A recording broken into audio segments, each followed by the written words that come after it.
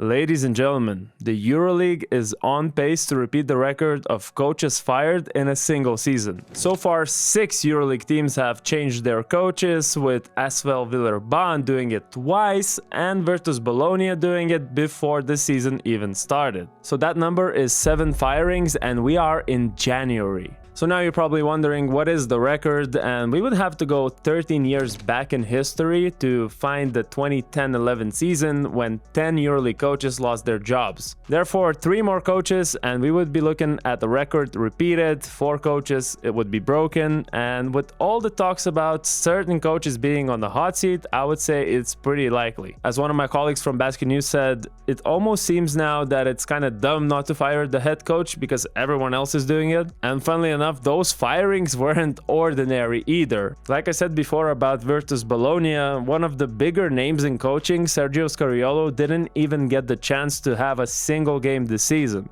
But to be fair, the new coach of Virtus, Luca Banchi, completely turned it around, and Bologna is currently 3rd in the standings, while last year, with almost identical roster, they finished 14th. So I guess there were some internal problems either in the last season or in the preseason that we just don't know about. Next up, Tony Parker's ASVEL has been a mess. I mean, they started the season with TP's brother TJ, then decided to fire him, and then the most emotional coach in Europe, Gianmarco Pozzecco, came to replace him. And then after just 2 months, Pozzecco was fired too, and even criticized publicly by Tony. Honestly, just a horrible look on the team. But there was an even worse case of PR in Kaunas, where Gytis was going to fire the head coach Kazys Maksvytis and replace him with Andrea Trinchieri. According to some sources, Trinchieri had even bought the tickets to come to Kaunas, but on the day the firing was supposed to be official, the players stepped up and in a way prevented the firing of Maksvytis. Then Žalgiris GM came out with a statement to the media that they weren't closing a deal with Trinchieri and they have full confidence in the current coach, but guess what happened 3 losses later? Trinchieri is being presented as the new Žalgiris coach. Just a wild year for the coaches, I guess, and I do expect at least 2 more to be fired by the end of the season as well. For example, last year there were only 2 coaches fired in total, and in the 21-22 season and also 2021 season there were 4 fired coaches each. Although I must say, historically speaking, 7 coaches fired by January is not that uncommon, and I just want to talk about the reasons why that is. As many of you know, in Europe, if your season's going to shit, there are fewer ways to turn your season around than in the NBA, and that's why GMs and owners are basically resorted to firing coaches, signing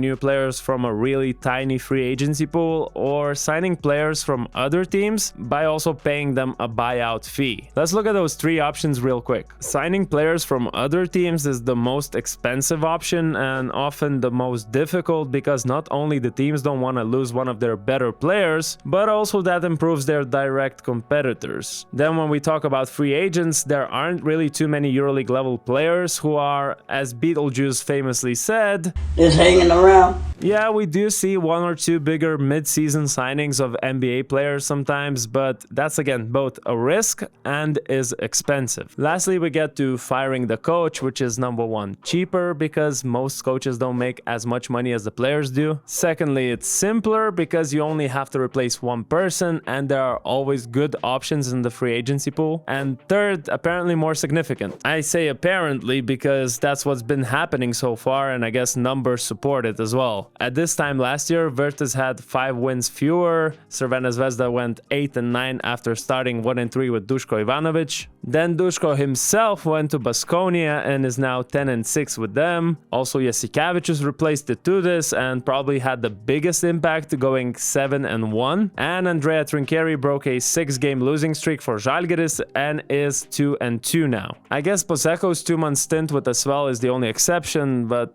to be honest, for that team, I don't think any EuroLeague coach could salvage the season. So, the question is, how do we fix this problem in European basketball? Looking across the Atlantic, we see that the NBA coaches get fired too. Like, there's been 6 changes so far, to be exact. But obviously, there are 30 teams there, and then some teams are willing to tank, so winning is not a priority for those teams. And more importantly, they have another way of improving the team's performance, and that is trades. I do want to talk about trades because this has been a hot topic in European basketball, but to be honest, they are theoretically possible and actually practically happening. It's just that it's not a 1-for-1 or whatever package deals they have in the NBA. It's not as straightforward as in the NBA because you don't just transfer one contract from one team to another. Instead, the teams just renegotiate the deals with the players, and it's sort of like a mutual agreement to work together and also minimize the fees between the clubs, and I guess not to pay big buyouts. And don't forget, there is no salary cap, and even if that was implemented or some kind of an alternative method, it would still be, financially speaking, a nightmare to deal with because, as you know, Europe has many different countries and those countries have different tax rates. So imagine a player who was playing in Germany for a certain amount of money and now he's gonna be taxed in Spain's tax rates. It definitely won't be the same. And don't even get me started on how that would affect the players and their satisfaction, because that wouldn't be pretty at all. That's why I want you guys to drop your suggestions or even solutions in the comments on how the EuroLeague or even European basketball in general should deal with this problem of a high turnover rate in the coaching department. Also guys, this was our 1000th video on this channel, so you must subscribe now. Have a great day and I'll see you in the next one.